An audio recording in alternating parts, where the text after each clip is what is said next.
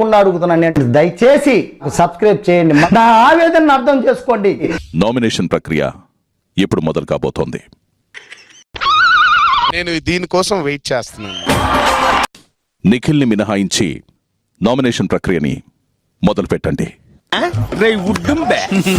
మసాలా వడ సైజులో నీకెక్కడో లక్కీ పుట్టుమచ్చుందిరా. అటువంటిది ఏం లేదురా. నా ఫస్ట్ నామినేషన్ వచ్చేసి Prithvi. First of all Prithvi గారు, నేను మీలో ఉన్న టాలెంట్ కి, మీలో ఉన్న లుక్స్ కి నేను చాలా పెద్ద ఫ్యాన్.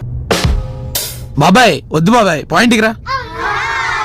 అప్పుడు ఒక ఆటలో ఒక చిన్న థిన్ లైన్ ఉంటుంది బిట్వీన్ అగ్రెషన్, థిన్ లైన్ మీరు అప్పుడు మర్చిపోతారు. అంటే నేను ప్రధాని కోపడిపోయే వాళ్ళకి కనిపిస్తానా?